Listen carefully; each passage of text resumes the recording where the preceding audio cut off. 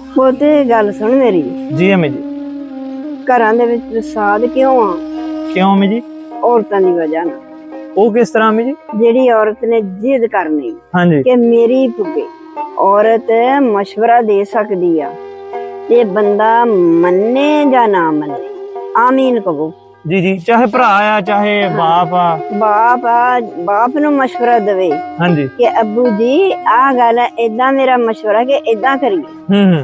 जे बाप अपनी बेटी नू कह देवे हाँ जी कि पुत्त नहीं यह गल करनी, हाँ जी, ते ओते जिद नहीं करनी। ओदे ते धी दा हक आ कि अपने अब्बू दे मोरे जिद ना करे। वाह वाह वाह। ते जे मशवरा अपने भरा नू देना होवे, हाँ जी ओनू भी बड़े प्यार नाल हाँ जी, कि वीरे मेरा आ मशवरा है वाह वाह वाह।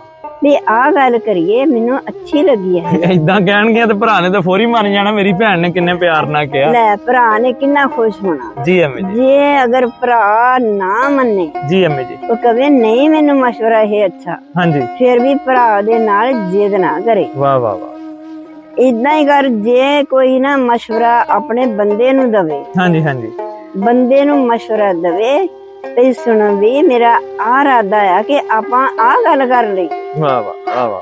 ते मर्द दे पसंद गल ना होवे हाँ जी, ते औरत दा हक जिद करने दा नहीं। हाँ, लड़ाई पाने दा नहीं कि नहीं इदां ही करनी है। लड़ाई फसाद करने दा हक औरत दा नहीं है। वाह वाह। ते जिद छड्ड दवो, तुसी मशवरा दे सकदियां आ, अपनी ना भगावो। मेरियो बच्चियो, मेरियो प्यारियो प्यारियो बच्चियो, घरां दे विच फसाद ना पावो।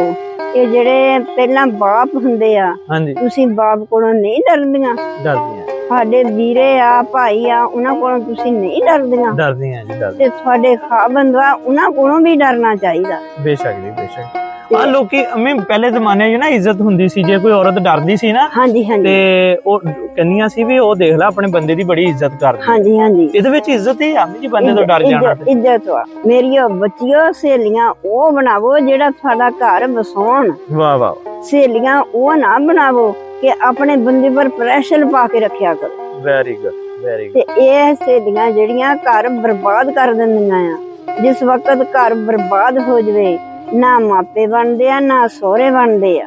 ते घरां दे विच बराए मेहरबानी करके मेरियो बच्चियो, तुसी घरां दे विच फसाद ना पावो। अपने बंदे नू सरदार बना लवो। वाह अपने बंदे नू इन्ना क होशियार कर दो कि वो हर टाइम डरे ना औरत कोलों कि मैं हुण इहनू मशवरा करके पुछां ते तेरे मैं सारा कुछ करां। बेशक जी। अक्सर बंदे कहंदे यार तेरी भाभी तो पुछ के दसांगे।